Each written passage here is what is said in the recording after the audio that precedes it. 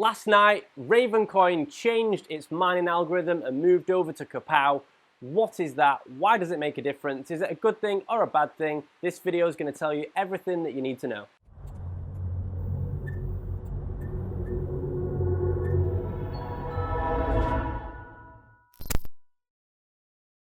So last night on the 6th of May at 6 PM, Ravencoin changed its main mining algorithm from X16R v2 to a new mining algorithm called KAWPOW, which is a variant of a new type of mining algorithm called proof of work.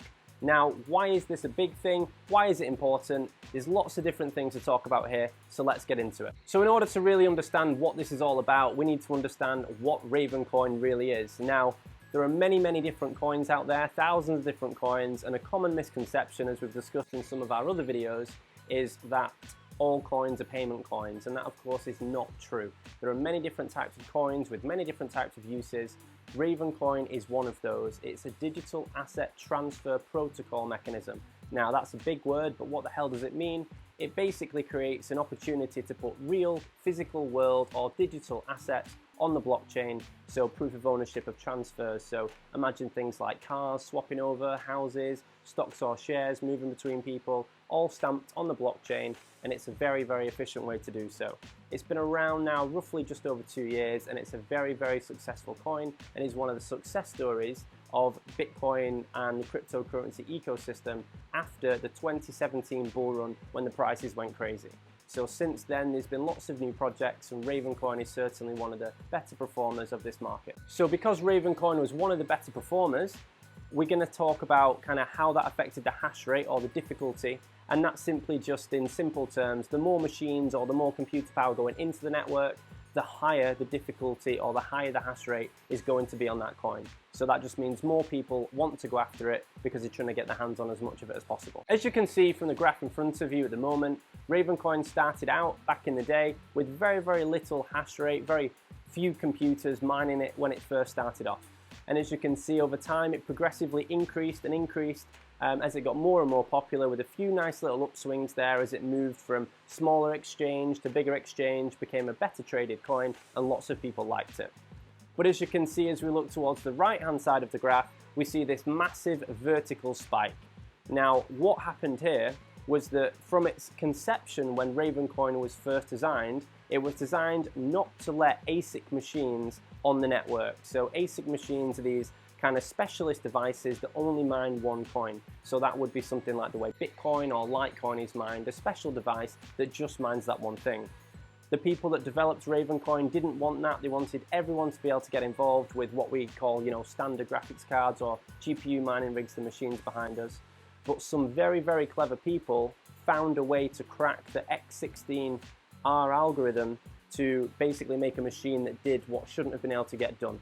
And there we can see that massive spike in power as soon as that came online. So a short period of time went by. As you can see, that's quite a small move across on the graph, but all of a sudden it vertically drops right back down again because we developed X16R v2. The developers changed that version slightly and kind of kicked off those machines for the first time. Now, again, it kind of continues to tail up, and what we see here is a nice gradient progression, but a very high progression. We move from 10 terahash up to 30 very quickly again. So it's very clear these types of machines have yet again come back on the network on the second time on X16R v2, and that's not a great thing for the network. So it took a much longer this time to come up with a whole new ecosystem, a whole new mining algorithm, and whilst all this was going on, proof of work was happening in the background for the Ethereum network and other proof of work coins. And Ravencoin has decided in its wisdom to have a variant of the proof of work algorithm rather, called KAWPOW, because obviously KAWPOW is a very funny word that's used in the crypto community in Ravencoin because it's a bird and people like talking about the nests and things. So that's its funny little name. And what that's left us with is a brand new mining algorithm for Raven, which came on last night. So you cannot mine this on any other type of device apart from your good old graphics cards. And from the ground up, the things that's special about this new mining algorithm is that if you were to design a special machine that would be an ASIC for this, it would effectively look like a graphics card. It would pretty much be a graphics card, which is the entire logic behind moving to this, meaning that we shouldn't have to continue to keep doing this in the future to kick off those bad players. So as we look now to the far right hand side of the graph, we went up really high there, up to 35 terahash of power. Lots and lots of mining that was going into this because of these new silly machines which had come online. And as you can see from this nice arrow where we've highlighted on the graph, last night when we moved over to the new mining algorithm, we dropped off a cliff right back down to a very low mining power, which just very clearly shows how much of this bad player power was on the mining power side of things, if you would. So we've moved right back down, which has removed the difficulty, removed a lot of the obstacles for GPU miners, and now, as we film this video in the first day of the release, it's becoming an exceptionally profitable coin to mine again, now since all the competition from these bad ASIC machines have totally been kicked off the network. So when we look at the numbers for this, you can see very clearly we went from 31 terahash of power, which is a huge amount, all the way down to 1 point something.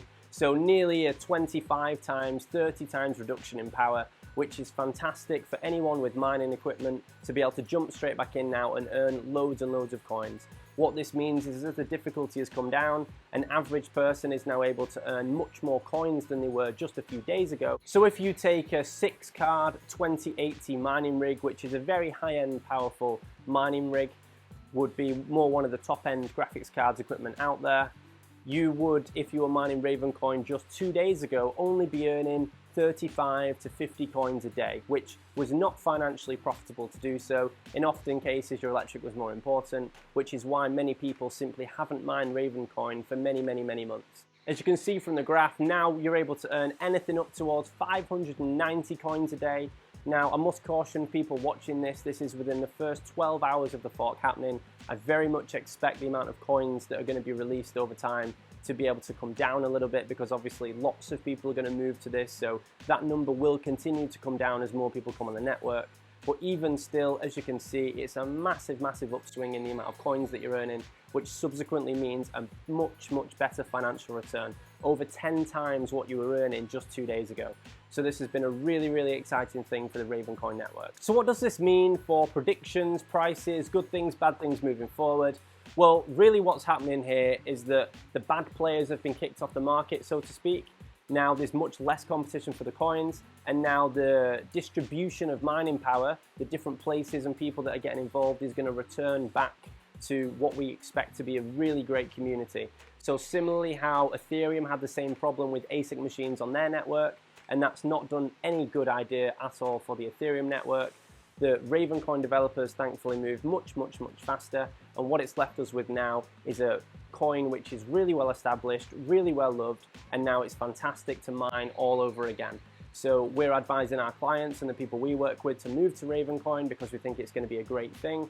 How long for? Obviously completely depends on market variables, but that's the beauty of graphics card equipment. You can swap and change as is needed to make sure you're always earning the best bang for your buck in the crypto space. So what does that mean for prices? Well, I very much believe this is going to be a turning point for Raven, and it does not surprise me, or to surprise you rather, that I think this is going to have a very positive price effect on Raven, because a lot of people have lost a bit of interest in it because of these silly machines which were dominating. Now it's kind of come back to be the coin for everyone, similarly to how Ethereum was just over 2 years ago. And it's got a really good love for it. So the more people that get involved, the more people that want it. It's a brilliant project. Combined with where Bitcoin is at the moment, with all the halvening and the many different variables going on, it's a really exciting time for Ravencoin. So my advice is to bag up as much of it as you can in terms of mining right now, because that's certainly one of the most profitable things to do. And as ever, we'll keep you updated on these really exciting things in the crypto space moving forward. I've been Josh from Easy Crypto, and I hope you've enjoyed what we've put on here for you to help you educate about Ravencoin and the transitions and all the other changes in the crypto space. If you'd like to know more about the crypto markets and understand what's going on, have a little look around our channel, give us a like, give us a subscribe, and we can't wait to see you in the next video.